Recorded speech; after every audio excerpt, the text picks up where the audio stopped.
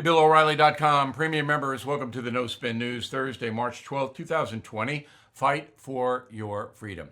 So this might be the most important broadcast I've done in the last 3 years on the No Spin News. I'm going to take it step by step, methodically. Might want to have a pen and paper around because it affects you on the coronavirus front. Okay, so we'll begin with President Trump. He gave a speech last night. And there were two things wrong with the speech. We'll get to the bad and then we'll get to the good. And I'll analyze the whole thing. Then Joe Biden gave a speech today. We'll do the same thing with him. Now you tell me whether I'm being fair or whatever you think. So President Trump rushed the speech. He was reading it, as Biden did today, a little too quick. There's a lot here to absorb.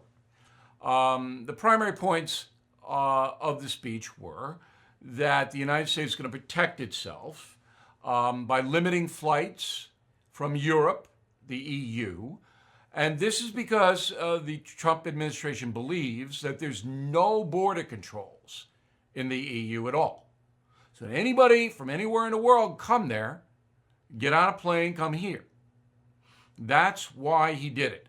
Now, this has been a concern of President Trump since he got into office, and that is the crux of the Brexit movement in UK. Interesting, UK and Ireland are exempt. Now, the president did not explain very well how this affects Americans in Europe. That was the second weak point of his speech. Americans in Europe can still come back. They'll be able to come to 13 places, and they'll be screened medically in those places, but they can come back. All right, but this is going to devastate travel, obviously, between the United States and Europe. It'll affect trade. It'll affect everything. And that's the price we're paying for the coronavirus. Stock market is crazy. Everybody's panicking, selling. Don't you do that, please. I'm looking out for you. It's painful. Stay where you are. If you have stops and they get sold, that's fine. But throwing everything and selling everything at these prices, because it's going to come back. The market will come back. I don't know when. Nobody knows when. But this is not a fundamental economic problem. This is a panic problem. But the panic problem will lead to economic problems. There will be a recession, I believe, in this country. Could be slight, could be fast, but it's going to happen because people are afraid. They're not buying stuff, not going places. Industries are affected directly. Some industries aren't, but most are. All right, so President Trump, the two things, let me recap. Too fast, should have deliberate, slow it down, and didn't explain the European thing clearly enough. Otherwise, I thought the speech was fine. And I'm going to play you 4 clips from the speech. But the president's main job is to not create fear and panic. All right? Remember that. FDR, World War II. The only thing we have to fear is fear itself. That wasn't true. We had to fear Japan and Germany. They wanted to kill us. But those words, the only thing you have to fear is fear itself, are classic. Because Roosevelt didn't want panic. Winston Churchill. All right, looked like the Nazis were going to invade Great Britain. We'll fight them on the beaches. We'll never surrender. He got hammered for that speech inside England. All right, we're not going to surrender. No matter what happens, we're going to fight to the end. Now it's classic. Okay? You have to calm the waters if you are the leader. Keep that in mind because all of the criticisms directed at Donald Trump, and they're directed by a corrupt media, and you would expect the Democratic Party. So, I mean, I'm giving the Democratic Party a pass because you expect them to do that. But the corrupt media, that just sickens me. Now, I'm getting a lot of mail from people. Should I go on a trip? Should I do this? Should I do that? Ultimately, it's your decision, but I would not go anywhere, all right, in groups that I didn't have to go at this point.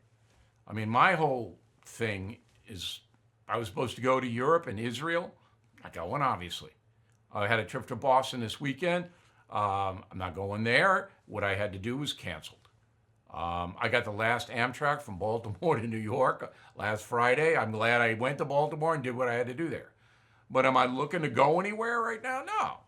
But this is going to subside, I believe. I think the virus is going to subside. And if we're lucky, it'll go down quickly with all of the caution that everybody's taking. But it might not. I mean, we don't know. I'm going to get to Biden in a moment, and what he said today was very interesting. So right after the president's speech, the Associated Press, which hates President Trump, and remember, the Associated Press is what you see in your hometown newspaper. That is the wire service that goes to all the newspapers that subscribe. And since there's only really one wire service, they have to subscribe to the AP. You have Reuters, but Reuters is an international service, and they hate Trump too. Here's the analysis. No name on the analysis, by the way. AP doesn't put a name on it, which is really, low. This is the first paragraph that everyone will see in their local newspaper. Quote, the escalating coronavirus crisis is presenting President Donald Trump with a challenge for which he appears ill-equipped. His favorite political tact is ineffective, and his re-election chances in jeopardy. That's the opening paragraph. A rare crisis battering the White House that is not of the president's own making. The spreading coronavirus has panicked global financial markets and alarmed Americans, many of whom have turned to the Oval Office for guidance and reassurances. But what they have found is a president struggling for a solution, unable to settle Wall Street, and proving particularly vulnerable to a threat that is out of his control. What's the solution, AP? There isn't a person on earth who has a solution to the coronavirus. No one. So the Associated Press is corrupt, dishonest, and misleading. You read these two paragraphs, you go, oh, God almighty, he doesn't know what he's doing. That's what the press is trying to portray. The President Trump doesn't know what to do. It's Hurricane Katrina, New Orleans all over again. That's what's happening. Now, you can make up your own mind, but when I read that, I just went, this is sickening. Sickening. Okay. Let's go to Joe Biden. And then I'll get back to the press because... So Joe Biden gives a speech in Delaware. It's delayed about a half an hour because of audio problems. So Biden's demeanor is fine. He read the teleprompter, fine. Speech was a little too long, and it encompassed everything. The basic theme of Biden's speech is Trump doesn't know what he's doing. You'd expect that, right? You're not going to say, gee, President Trump doing a great job. So we'd expect that. And I don't criticize Biden for doing that. Biden wants to be president. That's what political parties do. Just as I don't criticize President Trump for calling him Sleepy Joe and all that other business. That's what they do. All right? So we all know that. But the second part of Biden's speech was, we, the federal government, if I'm in charge, will solve this whole thing. Well, not only will we solve it in the United States, we're going to solve it everywhere in the world. Everywhere in the world, the United States is going to work with everybody. And we're going to solve it. We're going to give everybody everything. Everything's going to be free. It's the usual pie in the sky nonsense. The federal government can't do a tenth of what Joe Biden promised to do. Can't. Don't have enough personnel, would intrude on the states. The states got to handle this. Each state handles their situation. Biden in Washington is going to solve it? No, he's not. He's not.